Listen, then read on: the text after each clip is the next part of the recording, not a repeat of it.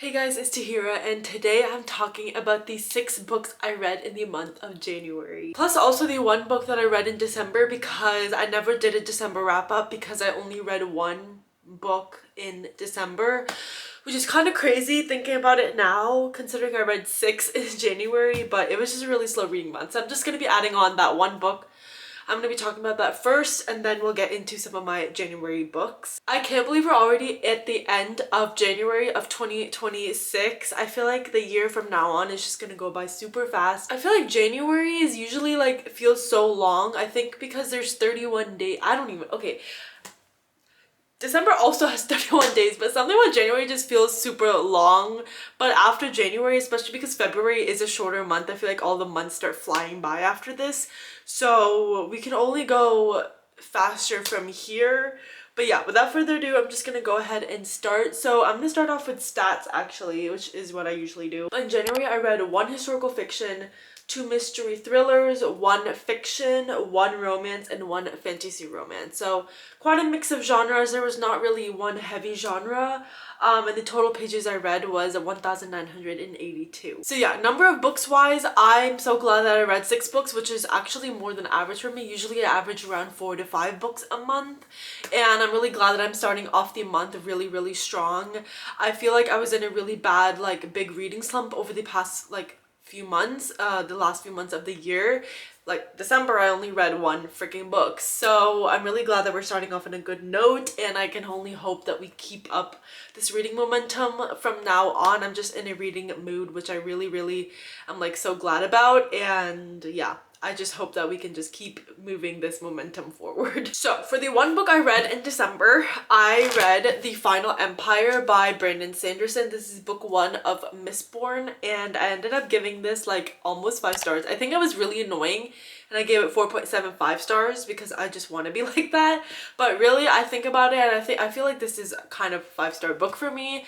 I was so surprised because I read Elantris by Brandon Sanderson first. That was my very first Brandon Sanderson, and that one felt a little bit slow to me. It felt like it was a lot of world building with not much not payoff, but I feel like we were building up the world and I thought it would stop after a while, but it kind of felt like the whole book was just world building. I had heard this one is a little bit more action packed, so that's why I thought that I would enjoy this more, and I ended up enjoying this so much more.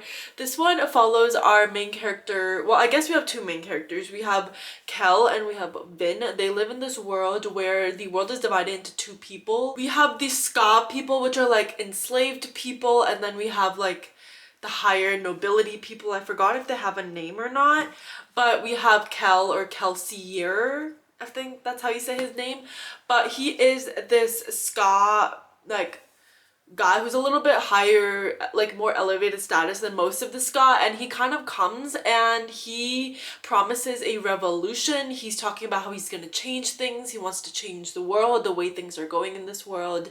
And obviously a lot of the Ska are really beaten down. They've kind of accepted their fate. They have really bad conditions, but they have lost all the will and the urge to revolt because of just their harsh living conditions. But then this one Ska guy, Kel, comes along and he's called the Mistborn because of the magic system. You can use mists, and also the magic system is based on metals. Anyway, enough about Kel. Then we have Vin. Vin is another Ska street urchin type character, and one day Kel sees Vin and he recognizes her powers, that she has powers, so she kind of joins him and his little group of people, and she kind of joins their ranks, starts kind of planning with them, starts scheming and just doing things with them to, I guess, start off the revolution that Kel is trying to do. And also she has powers, so a lot of it is with Kel training with him, learning more about her powers, learning more about the magic system that we have in this book. And yeah, anyway, that was a really long explanation, but I loved this book so much. One thing I did notice is that this book is a lot slower paced than I feel like most fantasy books, especially the kind of fantasy romance books that are coming out now. Maybe it's because I normally read fantasy romance, and a lot of the books now, I think because of the rise of BookTok and just like people's lower attention spans, I think books are a lot more faster paced and there's just a lot more happening. It's a lot more complex. But this one actually felt like was pretty simple. It took a bit for me to understand the kind of magic system with the metals, because the way it works is that the people that can use metals for magic, they ingest these metals and then somehow burn them within themselves, and they kind of use that, and different metals do different things. Some metals can protect you, some metals you can do stuff to other people with, so it's just a mix of different things. And although I don't still fully get, I feel like the way it's written is very simple, I feel like, and it's very readable. I was scared, even though I have read Elantris, I was scared that it would be a little bit more dense than that, but honestly it's just so readable. I feel like Brandon Sanderson makes his writing so accessible to anyone, so even if you're like a beginner fantasy reader, I still think you would really love this, and I think that anyone honestly would really enjoy this. So yeah, even though I usually don't love slower paced stories, I found myself really enjoying this one. I enjoyed the slower pace actually for this, and although some parts felt a little bit repetitive, like scenes wise, there were just some things like, for example, our main character Vin, one of her jobs is to kind of hide and become a fake noblewoman and join like the noble people's parties to kind of eavesdrop on them and learn about what's going on in their circles. And I feel like there was a lot of scenes of her going to these parties and balls and stuff and galas, like one too many times, I feel like. But overall, I think that's just a minor thing. Overall, my feelings for this book are overwhelmingly positive, and I just cannot wait to continue on with this series. Anyways, that was the first book of December, and I feel like I've been talking about this book for so long. But yeah, ending, especially for me, because I usually am not one to give 5 stars pretty often, especially recently, I feel like that was such an amazing way to finish off 2025. Now moving on to 2026 reads. The first one was starting off with such a bang. That is Atmosphere by Taylor Jenkins Reid, and I gave it 5 stars. Yeah, my last book of the year and my first book of this year were both 5 stars, which literally such a rare occasion. I feel like I've never had a 5-star back-to-back like that, especially recently. I've been just so harsh with my ratings for some reason, and everyone says that too. Like, everyone says that they see my ratings on Goodreads and like people I know in real life, and then they say that like I rate so critically and that I'm really hard to please. So I'm just so glad I loved this. This is such a like hyped book. It's such a popular book. It came out last year. Taylor Jenkins Reid obviously is a beloved author, but this one particularly was talked about for being really emotional and just a really great story overall. So I was like kind of hesitant going into it, not because I didn't think I would like it. I did think I would like it, but I didn't know how much I would like it and if I would like it to the extent that other people do. But I'm just so glad that I ended up enjoying it. This one is about this woman named Joan, and she grows up in the like 80s?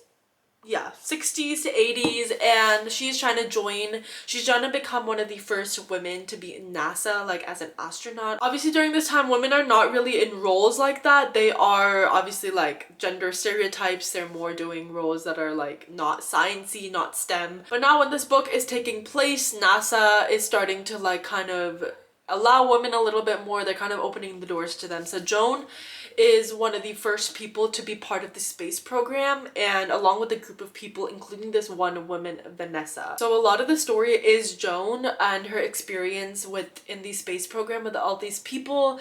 They have like a cohort of people, and a lot of the story is like her training and figuring out like what the space program is, meeting all these other characters that are also in the space program with her, other women, other men in the space program. So a lot of stories focused on that, but then a majority of the stories actually focused on Joan and Vanessa. Joan and Vanessa have this epic love story in this book, and it really is so beautiful.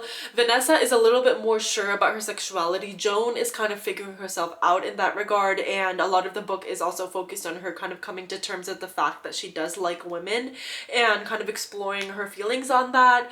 But the relationship that Vanessa and Joan spark is just so beautiful. Obviously, because of the times, they had to deal with a lot of secrecy. They had to hide their relationship from everyone they know. They had to meet up in secret and not let anyone find out that they're meeting. So a lot of the book is also focusing on that. One aspect I really liked about this book is that there is also a relationship between Joan and her little sister's like daughters or her niece. And I just thought that was such a sweet relationship. Her sister, who's the mother of her niece, is not a super great parent because she became a mother when she was really young. I think she was like in her teens, or maybe like I think she was in her teens, so she was not really fit to be a mother. She didn't want to be a mother, and she kind of got stuck with this child. So therefore she kind of didn't really have the heart to actually be a mother, so she wasn't a really great one. But Joan kind of also takes over kind of half of the motherly aspect of it. She takes care of her niece a lot. Her niece is named Frances. Yeah, I was forgetting her name. But she was taking care of Frances a lot. She was doing basically half custody of her as well, and I just thought the relationship between them was just so sweet. I love a relationship between an adult character and a small kid, especially if the adult character is not like a direct biological parent. For some reason I feel like they have a stronger, not a stronger bond, but a different kind of bond than you would with a parent. And I honestly love seeing those types of relationships in books, and I really obviously liked it in this one.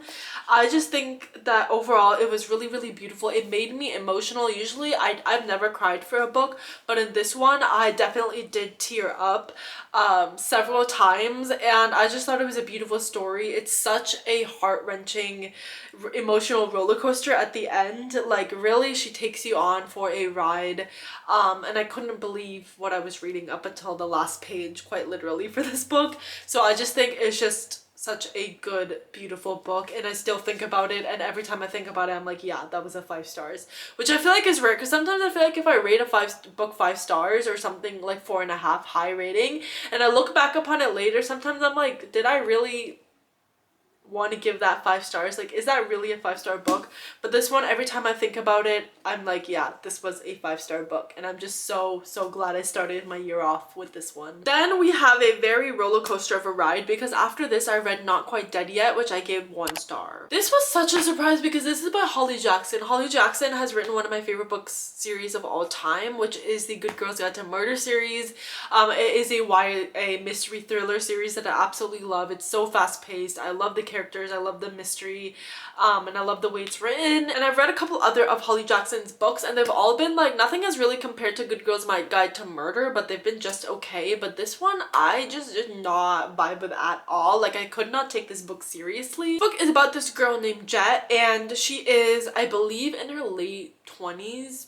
Maybe she's around 30, but she is basically stabbed, and this is not a spoiler. This is literally, I think, probably in the summary, if not in the first chapter, or like 2. But she is basically stabbed to almost death, and she's in the hospital. But then she wakes up and she is alive, but then the doctor tells her that the way that the person stabbed her like messed up something in her brain, that basically she only has a week to live. So after hearing this, she takes it upon herself that in these 7 days she is going to try to solve the case of her own murder. Which I feel like if you think about this concept on its own, it sounds like really fun and kind of crazy, but the way it was done in this book, I just did not like. I could not take this book seriously. I feel like Jet, our main character, was really immature. She was kind of doing stupid things. She did not read like she was late 20s, like a fully fledged adult at all. She read like she was a teenager, and I feel like there was a lot of repetition of certain phrases. Like, for example, in the beginning, she said the phrase, "I'm going to solve my own murder," like too many times. She kept saying that over and over again, to the point I'm like, yeah, I get what you're trying to do. We get it. We've read it. We're reading it while you're doing it. And then the way that it ended, like, I don't know. It's just, I can't really get into too much without giving spoilers, I guess.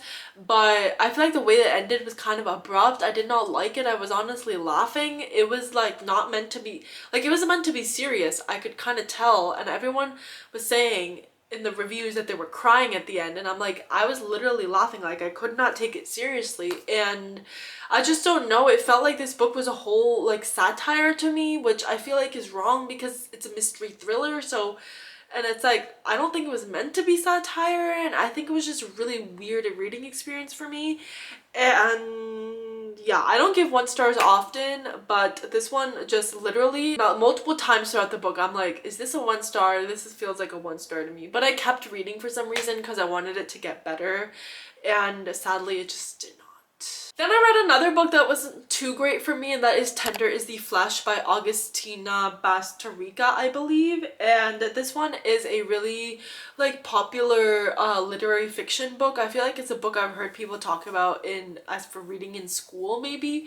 I think that's where I heard of it first. And I also heard like a lot of people were saying that the ending is really crazy and kind of disturbing.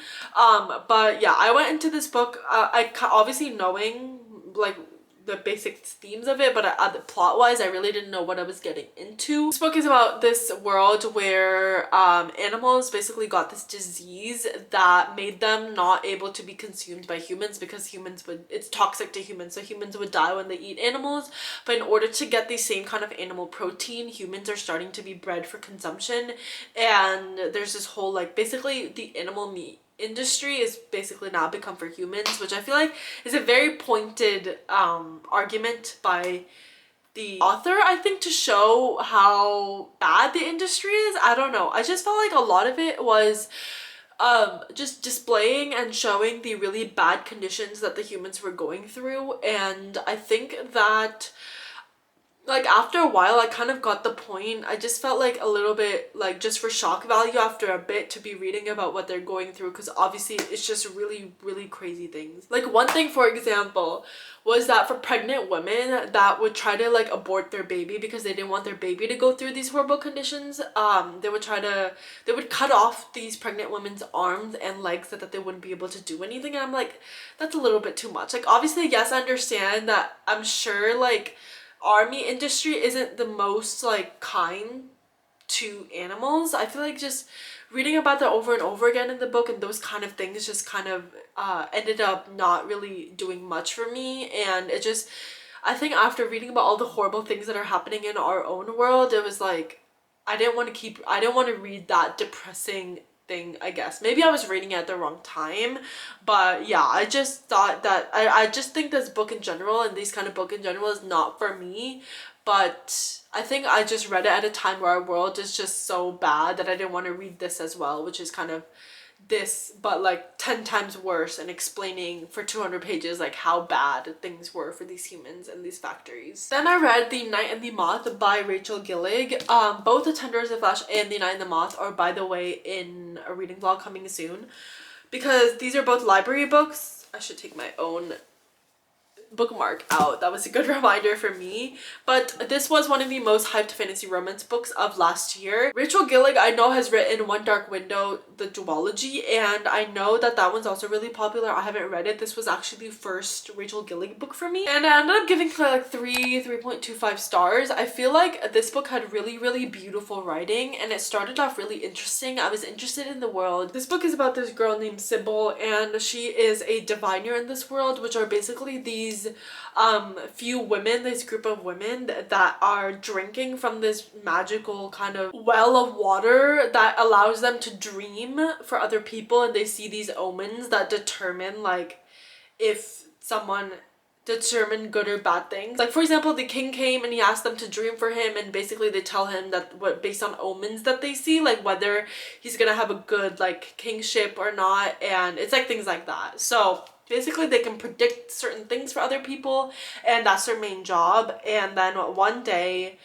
Sybil's like fellow diviners start disappearing one by one, and once all of them have disappeared, she kind of leaves they all live and work in this cathedral, and she leaves the cathedral with this knight to go and try to find her fellow diviners and see what happened to them. So yeah, really gothic atmosphere. I loved the writing. I thought it was a perfect mix of like having lush descriptive writing, but not like to the point where it's overpowering the plot. I feel like sometimes flowery writing can really bog down the plot because you're just spending so much time describing everything, but I thought this one had a good balance. One of the just things that I didn't like about this book is that it did drag a lot in the middle. I thought the beginning was really strong. I just thought the middle kind of dragged out a bit. There was kind of a journey aspect, which I feel like can always kind of drag out a little bit, especially if there's not a bunch of different things happening. And then the ending was just kind of so not not predictable, but just so like tried and true and done before that I just wanted something different. I honestly got mad at the ending because I feel like I've read it before and I just wanted something a little bit more unique. Then I read the one and only Heated Rivalry by Rachel Reed. This is all the rage right now. The show, the book, everything. I've been seeing it everywhere. I've been seeing so many people talk about it. It seems like everyone has read it. Everyone's been talking about it. Everyone's been watching the show. And I feel like I'm behind, but I finally read the book and I ended up giving it 3.5 stars. So I actually really enjoyed it. I really did not know how much I would like this book because it is a lot of spice. I'm gonna say this from the get-go. So if you don't like spice, I would not recommend this book. I think that a lot of it is like, also it's because it's spice that is not, it's without emotion, because the emotions come later for them. If you didn't know, if you've been living under a rock, Heated Rivalry follows these two gay hockey players, Shane and Ilya, and Ilya, I think, and they both are on rival teams. Ilya is Russian and Shane is Canadian, and they both are on rival teams, and they have this rivalry on screen, but off the screen and off the ice, I guess, they are secretly hooking up. And at the beginning it's just sex, which is why a lot of sex scenes are in the beginning, because that's all their relationship is at that point. But over time it's when they just start developing feelings. When the emotions come in is when like the book starts getting a little bit better for me, and that's towards the 50%, after the 50% mark of the book. So yeah, that's why I was a little bit hesitant going into the book. The spice is something that, like, spice is usually something that I don't like a ton of. Like, I really don't read like books that have a lot of spice. That's not what I normally go for. So I was a little bit hesitant, but just because of like how much popularity this book has now and how many people were saying it's so good, that the show is so good, I just wanted to be a part of the hype. And I actually was surprised. I think that there were a lot of spice scenes, I will say, but the spice scenes themselves didn't feel super long, like they weren't dragged out. So I felt like they were pretty quick, so it wasn't like overwhelmingly a lot for me. I feel like the other books that I usually read have way fewer spice scenes, but they're like a little bit more drawn out because there's not as many. But this one honestly didn't feel like overwhelming to me. I haven't watched the show. I've watched like 20 minutes of the first episode, but I haven't continued on yet, so I can't say anything about that. But yeah, I was pleasantly surprised. I just wish that there was a little bit more, I feel like I wanted to know a little bit more about Shane and his, like, I feel like I didn't get too deep into his character, but maybe the long game, which I've heard is like even better, will have more of the emotion. I've heard it does. So yeah, I was pleasantly surprised, just a tiny bit more. For my personal taste, just a tiny bit more just spice and less of like digging into the characters than I would want. And the last book that I read, which I just finished, is Dear Debbie by Frida McFadden. This is her new book and I gave it 2 stars. I don't know why I read this book. I think I'm just a Frida McFadden reader. Like, I just want to read her newest book. I feel like I get, not FOMO, but just like they're quick and fast sometimes. I just want a quick and fast mystery thriller. And the fact that she's written some really good ones just makes me want to keep reading them. But I don't know, like nothing can beat, I think, the feeling of reading The Housemaid. For me, that was my first Frida McFadden, also one of my probably favorite thrillers of all time. But nothing has come close to that. Nothing, especially her recent books, they haven't really been hitting for me. This one is about this woman named Debbie, and she is a kind of housewife working part-time at this local newspaper, writing, not newspaper, but like online blog, maybe newspaper type thing, writing an advice column called Dear Debbie, where local women send questions about their, or like advice questions, I guess, about their own relationships and their own situations, and she kind of gives them advice on that. Most of the story is like, it's not really a mystery, it's more about her unhinged things. So she is kind of taking revenge on all these people that she's done wrong, but in like really unhinged ways. You can probably imagine with a mystery thriller, like killing them and framing people, and somehow she's really smart. Like, one thing I just thought was so funny is that she just kept saying how smart she was, but she dropped out of MIT, which obviously she got into MIT, but she's this insane like coder. She was in computer science. She can code anything. She's coded apps for their family, and she's just like a genius apparently. And she self-proclaimed that she has a 178 IQ, which I'm like, okay, that's a little bit out there, but I'll sure. Basically, she's shown she can do anything with a computer. She can hack other people. She can frame other people. She can, I don't know, she can do everything with a computer, and she's just a computer whiz. She's a genius. And yeah, I just thought it was like, yeah, I can kind of see that's a little bit camp, I guess, which it's a little out there, but I don't know. I just thought that the writing style wasn't that great. Frida McFadden repeats a lot of things, and maybe I just have to like give her up now. But yeah, I thought it was like okay, but it definitely was not like a good written. Even I feel like it was worse written than some of her other books to me. Anyways, that is the 6 + 1 of 7 books I read in December plus January.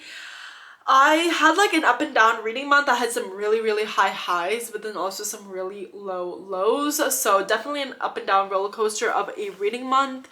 I have already started my next book, which is going to be my first book of February, because I started it at the end of January, but I just couldn't, like, obviously I can't fit it into 2 days. I read these 3 books and then also some others on ebook on Kindle. Me and my Kindle have been ride or die right now because it's just so like easy to read on a Kindle. But yeah, let me know down below if you have read any of these books, as of course I would love to know, or what is your favorite book of January. But that is it for this video. I hope you enjoyed. Make sure to subscribe, and I'll see you next time. Bye.